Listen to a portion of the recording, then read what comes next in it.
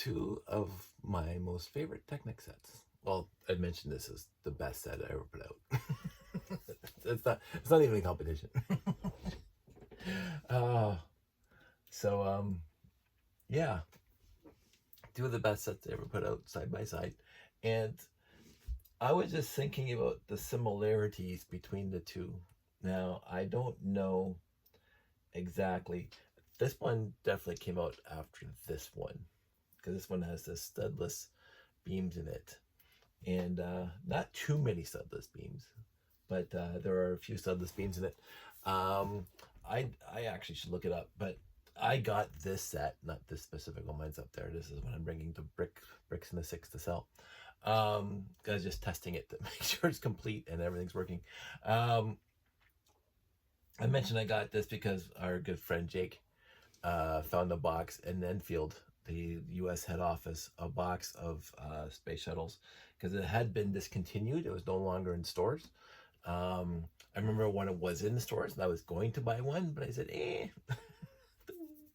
um, so years later, he found a box in the back of the Enfield, and he said the first 10 people who replied to this post on Lugnet, because Lugnet was the de facto go-to back in the day for Lego, all things Lego, would get one. And I happened to be at work, and I happened to have Lugnet up on the screen the entire day because the posts were just coming in. I said, "Oh, Jake, sign me up." And so I got one. I just had to pay the going rate for the set at the time.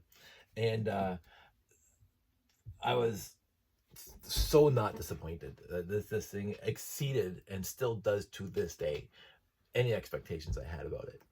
I remember seeing the box in the stores and saying, wow, that's awesome. And when I got the set and I built it, it was a joy from beginning to end. And then I think there's a time-lapse video of me building 3 of these at the same time because I reconstituted mine. And this one and one I've already given away. It is my favorite Technic set. I don't know if it's my favorite set of all time for Lego. I mean, it's hard.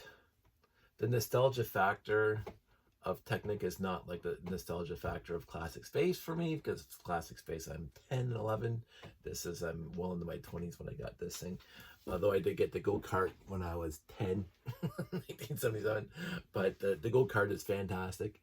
But the go-kart, even though, you know, I'm all about nostalgia, the go-kart does not surmount this as the best Technic set of all time. The go-kart is beautiful. It's one of my favorites, but this is fantastic. So when I rebuilt this thing twice in the past week, love the 4-wheel suspension,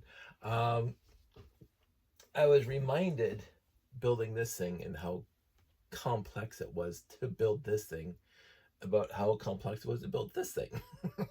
And then just me working on it for last hour, making sure that everything is working and all the pieces are there, because I don't want to go to the show with this thing and somebody buying it off me and saying, hey, it's missing parts, because it has been together for a long time and it's moved around in this house a lot. And even when I brought it upstairs, some of the pieces in the back got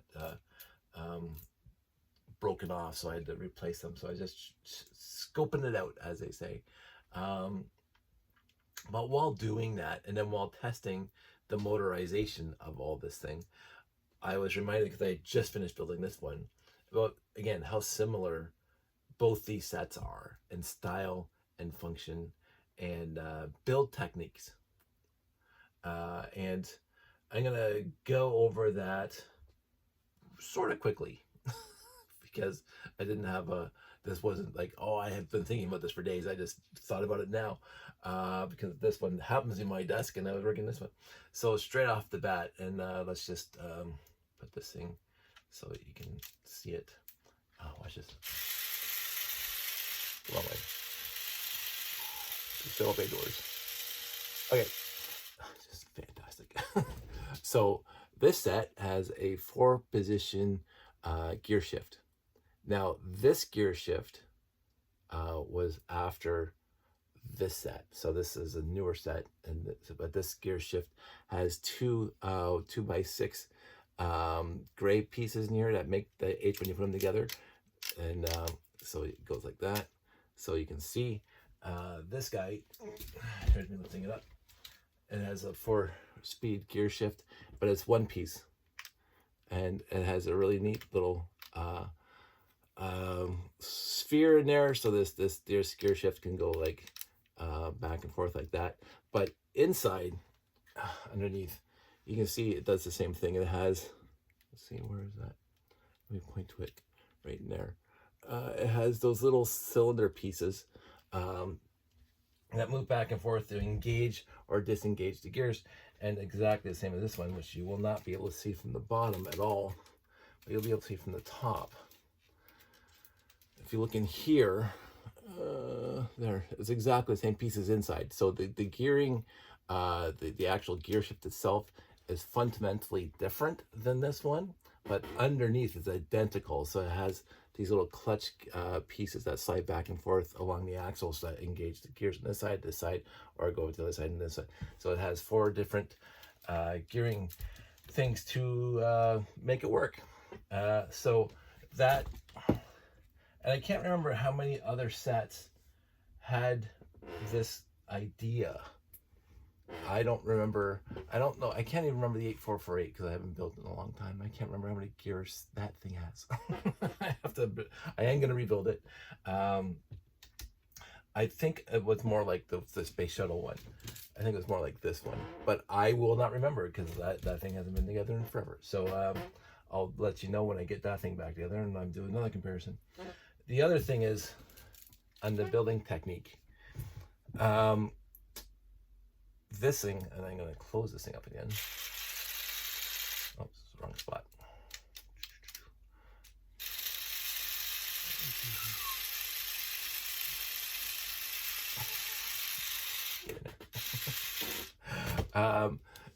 To make the angles, it use these 1x4 hinge plates, and there's a billion of them in here, and of course that's exactly what they use extensively throughout all of here is the 1x4 hinge plates to make the actual outline and or body shape of this thing. They did the same thing here for the wings, which I thought was kind of cool.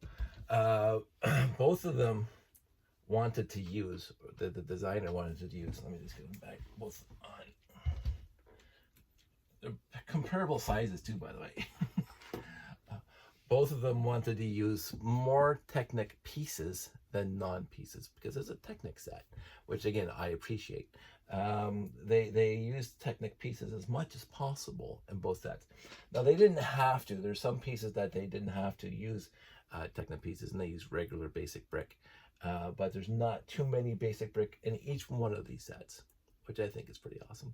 They're relatively the same size sets.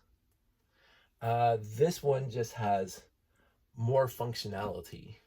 It came with 2 polarity switches in the back, so you can go forwards and backwards. So it's right in the back here. You can sort of see it behind there. So when you go like this, sorry, you go like that, turn it one way, the door's open, you turn it the other way, the polarity switch, the door's closed. And there's that. It is really, honestly, that simple. The battery box is right here. And then if you move this thing over, well, I open it up again.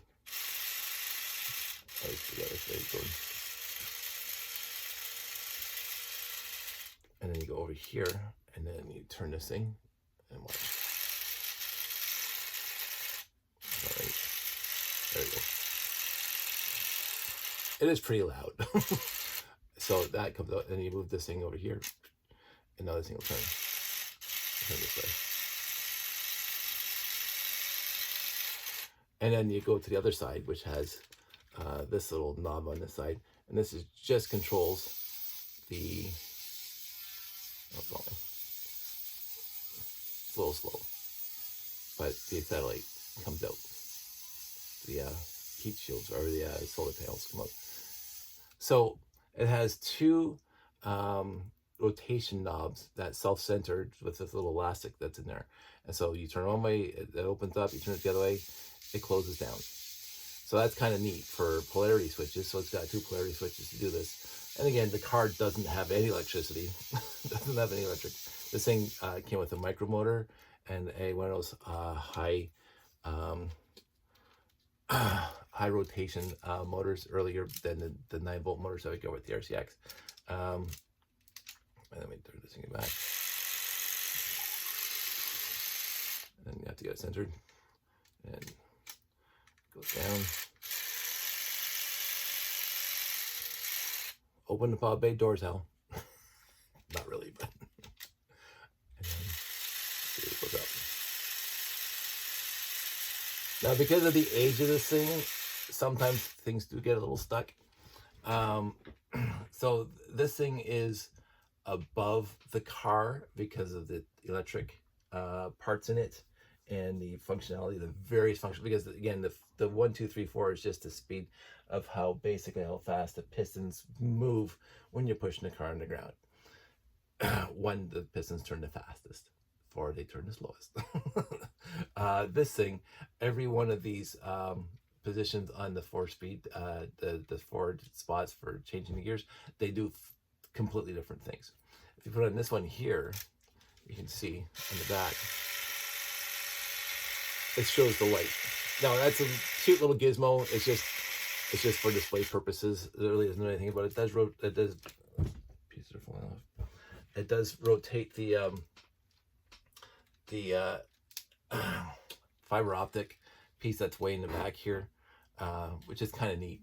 So that's kind of I won't say the lamest part of this space shuttle, because it's kind of cute. You can see all the little fiber optics back there. Well, the fiber optic brick was kind of just for display purposes only. It wasn't, you couldn't use it for making a robot, although some person realized that the resistance of the light the LED, the fiber optic piece, you could use as a rotation sensor, so that people actually used the light, fiber optic piece as a rotation sensor for the RCX, which I thought was brilliant. so you can use it as more than just display or making things light up. But the other 3 positions, doors, arm up and down, and back and forth. So and then all the gear trains in the bottom. Let's get down here. All the gear trains in the bottom. You can just see the extensive gearing all the way through in the axles. But when you look at the car, it's basically the same thing. You see all the gearing from front to back. Because this thing is 4-wheel drive, 4-wheel suspension, and 4-wheel steering. So you have to get all of that from front to back. So that's kind of cool. And then it goes up to the engine. So, so the complicated gear train in both of them is quite extensive. So I don't know if it was the same person who designed both of these, but they have so many similarities. And there's so much for a Technic gearhead, old school gearhead like me. Both of these were a joy to put back together. And they were both, in my memory, fun to put together first time I put them together. I was excited to do both of them. There was a few Technic sets that was, okay, this is kind of cool. I'm going to refurbish the crane, the pneumatic crane, and a few other sets that I have in here, Technic sets. But none of them were, I can't wait to build it. I can't wait to see it together. And during the building process, this is so much fun. Again, building both of these in the past week, reconstitute them, I did one, and I wasn't going to do the other one. I was going to leave it in the box. I was just going to do one, because that's all I needed to sell. But after I finished the one, I said, that was so much fun, I'm going to build the other one. so, and it was just like this one, when I got to build 3 of them at the same time. That was so much fun for me. It was like just pure, unadulterated joy to build these things again. And taking me back to memory lane when I first built them, and how much joy it was back then. And they still bring me joy to this day.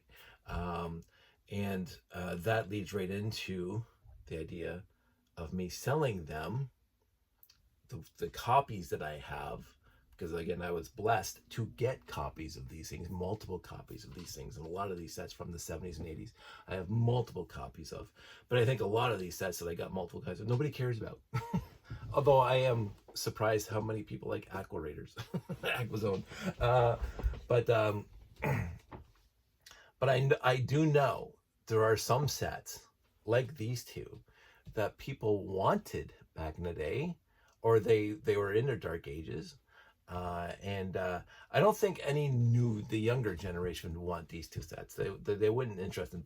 Too blocky. They're too old Technic. They're too old style, because of everything from the 8448 on and into the 5-digit sets. They're radically different, and it's radically different to build. The 8448 was one of those hybrid sets that had a lot of Technic bricks in it, but also a lot of studless bricks in it. Then he got to the 4x4 that was basically all studless. I mean, there was some basic Technic pieces in it, but overall it was and I'm gonna again try my hat at those. I know I got 2 of those, but I got them at deep discount at Shop at Home back in the day. Again, Lugnut, thank you. And so I have I know I bought 2 for really cheap, and I'm going to at least try to put one back together because I kept the tires and blah blah blah. So I'm going to do that at some point, but nowhere near in the near future, because I have a list of parts and pieces to scratch together for sets that I want to try reconstituting, or sets I've never built before. Airport monorail. But I want to see if I can do it. But on these 2 specific sets, this past week has been just so much fun to get this one back together and to compare it to this one as 2 of the quintessential, for my era, 2 of the biggest quintessential Technic sets that they ever put out. I don't think, again, I mentioned the Unimog a few times. That was one of the ones I was kind of tempted to buy. It was like really big. I never bought the Bugatti. I never bought the Porsches. I never bought the other things. Josh has built a few smaller ones over the years, like here. And he's got that red one that's in one of the bottom of one of these totes that's completely mangled now. But Josh had fun building these things, and you can see there's a huge difference between that and this. And this is all panels. It gives it a really modern look to it, whatever. Because of my generation, I prefer that. And even the 8448, which is not this extensive. But I'm not faulting Lego Company for going in that specific direction, because people want, and I've seen it. I've seen people, businessmen and PhDs, I mentioned, and doctors and whatever, and somebody takes a picture, or they take a picture of their office at work, where they're saving people brain surgeries, whatever they're doing, and they have on their back shelf one of those newer cars, the Bugatti, the whatever, and it's gorgeous to see there, right? They built it because when people today start making fun of Lego builders in their adulthood, you can just go screw yourself. like there are multiple PhDs that love building Lego. There's some people who don't, and that's perfectly acceptable. Nobody else has to like this hobby. But for those of us who do, in our adulthood, that's perfectly acceptable too. But you can see in their office, there's a Death Star, or there's a ISD or whatever, and a lot of them have Technic sets, the newer Technic sets, and I think that's fantastic. I right now only have my little robotic arm on my desk at work, and that's all I have. So it's just fine by me. I'm not going to bring one of these to the work and leave on my desk. I'm just not going to do it. But I wanted to talk about, because I noticed the similarities a lot between these 2 sets, and I also want to talk about how much fun it was to build them and have them. So I'm not saying in the history of Lego that this was peak, but it was peak for me for the Technic line. After this, it was just bigger, neater, more detailed, but it didn't impress me as much as the imagination and effort to, because you can, again, you get a Bugatti, it looks like a Bugatti, an actual body. You don't know what kind of car this is, because Lego back then didn't try to make exact models of vehicles that were actually real in the real world. They wanted a concept car, and this was the perfect one. This is the peak of that era, and this was the peak of the era right after it. Anyway, I think I've said enough, and I think I said it too many times. So that's it. That's all. I will talk to you guys soon.